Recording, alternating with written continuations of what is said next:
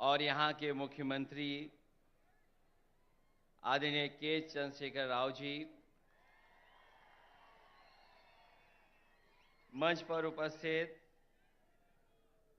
दिल्ली के मुख्यमंत्री अरविंद केजरीवाल जी, पंजाब के मुख्यमंत्री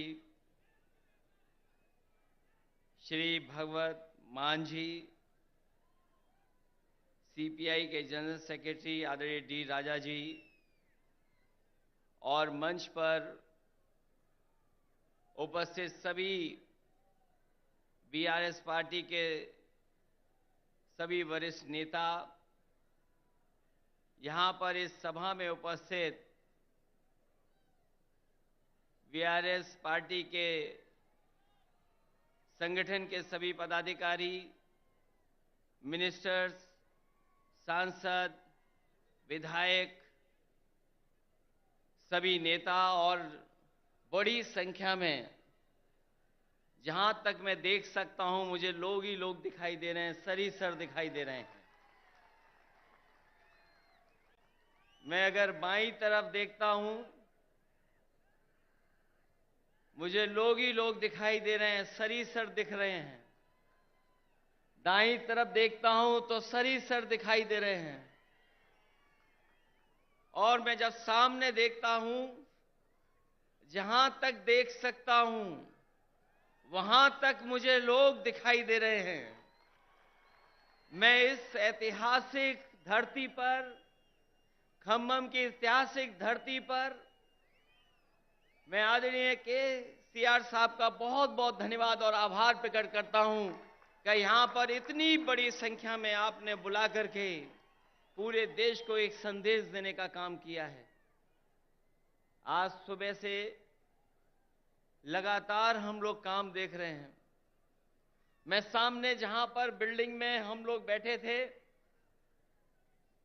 ये इंटीग्रेटेड जो ऑफिस बनी है, कॉम्प्लेक्स बना है, एक ये उदाहरण है सरकारों के लिए कि एक जगह कैसे अधिकारी बैठ सकते हैं और जनता को तकलीफ और परेशानी नहीं होगी, एक ही जगह पर समस्या का समाधान हो जाएगा। ये खम्मम वो धरती है जिसने हमेशा इतिहास बनाने का काम किया है। यहां के लोगों ने बड़ी से बड़ी हुकूमत रही होंगी, ताकतें रही होंगी, उनके खिलाफ अपनी आवाज उठाने का काम किया है। यहां के किसान, यहां के नौजवान, अगर किसान कभी इकट्ठे हुए हैं और अपनी आवाज को बुलंद करना पड़ा होगा तो यहां के किसान इकट्ठे होकर के अपनी आवाज बुलंद कर करके उस समय की हुकूमत को हिला के रख दिया। मुझे उम्मीद है कि आने वाले समय में जो हालात हैं देश के, जिन परिस्थितियों से हम लोग गुजर रहे हैं, जहां भारत सरकार और खासकर भारतीय जनता पार्टी, जिसकी सरकार दिल्ली में है, एक एक सरकारें जो चुनी हुई उनको परेशान कर रही है। चाहे वो आपकी सरकार हो और चाहे आपके बीआरएस की पार्टी की सरकार हो, जो सहयोग और जो मदद और जो लोकतंत्र में सम्मान मिलना चाहिए वो सरकार सम्मान नहीं दे पा रही। समय समय पर रुकावट कैसे पैदा हो, नेताओं को कैसे परेशान किया जाए, उनके खिलाफ क्या साजिश की जाए, उनके विपक्ष के लोग जो उनके सामने खड़े होकर के सवाल पूछते हैं, उनको किस षड्यंत्र से उनको दबाया जाए, उनकी छवि कैसे खराब की जाए, ये भारतीय जनता पार्टी की सोची समझी थी रणनीति के तहत काम कर रहे हैं।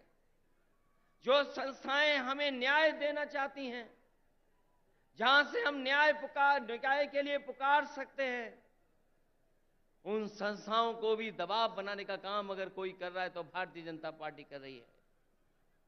अभी कल ही भारतीय जनता पार्टी की मीटिंग खत्म हुई है और उन्होंने कहा कि 400 दिन बाकी हैं। हमें तो लगता था कि ये सरकार तो वो है जो दावा करती थी कि हटेगी नहीं, अब तो वो स्वयं स्वीकार कर रही है कि अब 400 दिन हैं। जो सरकार अपने दिन गिनने लगे, जो सरकार अपने दिन बताने लगे, समझ लो ये 400 दिन बाद सरकार रुकने वाली नहीं है। अब तो 399 दिन बचे हैं।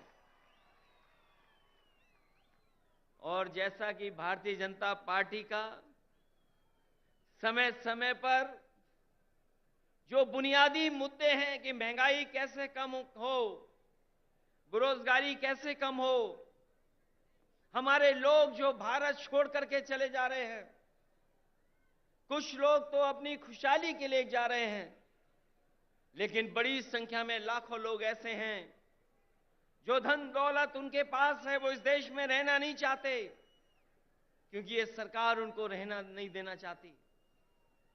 इनके पास बुनियादी ठोस मुद्दे जो किसान की जरूरत के वो नहीं पूरे कर रहे हैं।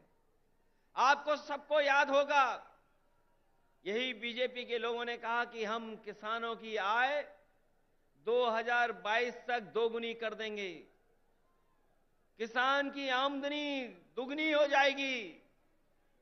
हालांकि 2023 शुरू हो गया है, लेकिन मुझे तो ये लगता है किसान की तकलीफ और परेशानी को देख करके इन भारतीय जनता पार्टी के लोगों का 2022 अभी खत्म नहीं होगा, इनका 22 खत्म नहीं होगा, 23 आ गया, 24 आ जाएगा।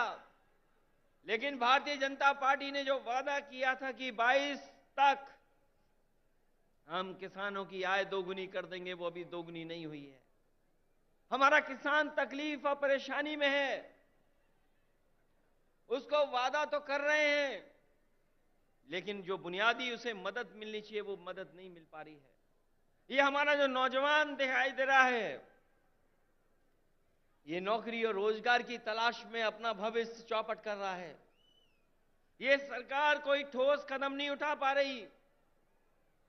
आपका प्रदेश में तो सरकार है जहां मुख्यमंत्री काम कर रहे हैं, लेकिन हम तो अपने प्रदेश में देखते हैं जहां पर बड़े पैमाने पर बेरोजगारी है। जैसे ही चुनाव आ गया है, इन्होंने तय कर लिया है कि जगह जगह इन्वेस्टमेंट मीट करेंगे और इन्वेस्टमेंट मीट के बहाने लोगों को धोखा देंगे। ये प्रचार के माध्यम से धोखा देना चाहते हैं। वैसे तो समय समय पर देश के लोग और देश के जो नेता होते हैं वो G20 की अध्यक्षता कर रहे हैं, लेकिन इस बार इन्हें मौका मिला है अध्यक्षता करने का। मुझे लगता है कि केवल चुनाव के लिए ही प्रचार करेंगे, उसमें कोई ठोस कदम नहीं उठाएंगे। इसलिए आज जब हम इतनी बड़ी संख्या में लोगों के सामने इकट्ठे हुए हैं, जहां मुझे लोग ही लोग दिखाई दे रहे हैं, उनके सामने मैं कह सकता हूं कि अगर तेलंगाना में सफाया हो रहा है बीजेपी का, तो उत्तर प्रदेश भी पीछे नहीं रहेगा। आप अपने प्रदेश से हटाइए, यूपी से हम लोग मिलकर के उनको हटाने का काम करेंगे। हम यूपी वाले यही जानते हैं कि जिन्हें प्रधानमंत्री बनना है वो उत्तर प्रदेश जरूर आते हैं। इसीलिए आपने देखा होगा गुजरात से उत्तर प्रदेश आए। अगर गुजरात से प्रधानमंत्री बन सकते होते तो शायद गुजरात वो नहीं छोड़ते, लेकिन उत्तर प्रदेश के साथ जो धोखा हुआ है उसकी आप कल्पना नहीं कर सकते हैं। मां गंगा हमारी पूजा का, हमारी आस्था का, हमारी संस्कृति की स्थान है। एक पानी का जहाज चला करके, विलासिता का जहाज चला करके न जाने क्या सपने दिखा रही है सरकार। और जिस मां गंगा को साफ हो जाना चाहिए था, मां गंगा वैसी की वैसी है, नदी साफ नहीं है, नदी को साफ नहीं कर पाए। मुझे खुशी है इस बात की कि जब मैं मुख्यमंत्री था उस समय आपके मुख्यमंत्री जी ने एक फैसला लिया था कि यहां पर किसानों के खेत तक और घरों में पानी पीने का कैसे इंतजाम किया जाए। वो जो इंटीग्रेटेड इरिगेशन सिस्टम का आपने शुरुआत की, मैं आपको बधाई देता हूं और जनता को भी बधाई देता हूं, उनका धन्यवाद देता हूं कि आपके प्रदेश से शुरू हुई योजना, जहां पर खेत को पानी, घर में पानी, का इंतजाम किया, वही तो भारत सरकार नकल कर रही है। जो आज भारत सरकार नकल कर रही है वो कहीं ना कहीं आपकी देन है। जिस सरकार ने एक उदाहरण पेश किया हो, और न केवल इरिगेशन में और भी क्षेत्रों में, मैं ऐसे सरकार के लोगों को बधाई देता हूं, और खासकर मुख्यमंत्री जी को बधाई देता हूं। जहां इतना विकास हो रहा हो, वहीं भारतीय जनता पार्टी के लोग देश को पीछे ले जाना चाहते हैं। उनके मुद्दे, उनके फैसले हमें और आपको पीछे ले जा रहे हैं। इसलिए आज जरूरत है प्रोग्रेसिव नेताओं की, प्रोग्रेसिव सरकारों की। और मुझे उम्मीद है कि जिस तरीके से भारतीय जनता पार्टी ने देश को पीछे कर दिया है हर चीज में, हम सब मिलकर के जो मंच पर बैठे हैं और प्रदेशों में भी हैं, जो साथ मिलकर के काम करेंगे तो देश को एक नई सरकार भी और नए तरह का एक प्रोग्रेसिव एजेंडा देकर के देश को आगे ले जाने का काम करेंगे। मैं एक बार फिर बधाई देता हूं कि आपने जितना प्रचार करना चाहिए था, आपने भगवान विष्णु, उनके अवतार भगवान नरसिम्हा जी का जो मंदिर का निर्माण कराया, मैं आपको बधाई देता हूं। आपने काम ज्यादा किया, प्रचार कम किया। लेकिन कुछ लोग तो ऐसे हैं जो काम कम प्रचार ज्यादा करते हैं।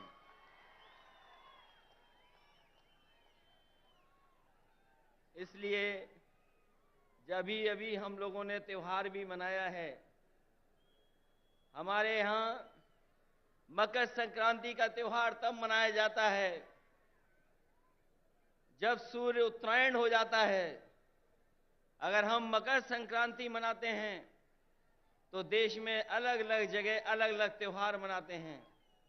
अगर सूर्य उत्तरायण हुआ है तो राजनीति दक्षिणायन चली गई है, और उत्तरायण से अगर कोई चीज शुरू हुई है और अगर दक्षिणायन राजनीति शुरू कर रहा है तो मुझे उम्मीद है कि आने वाले समय में बदलाव देश में आएगा और देश में एक नई सरकार होगी।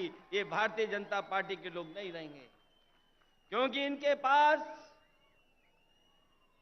भ्रम और जाल फैलाने के अलावा कोई रास्ता नहीं है।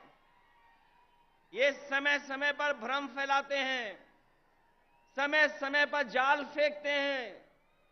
ये भारतीय जनता पार्टी भ्रम जाल पार्टी है, इससे सावधान रहना।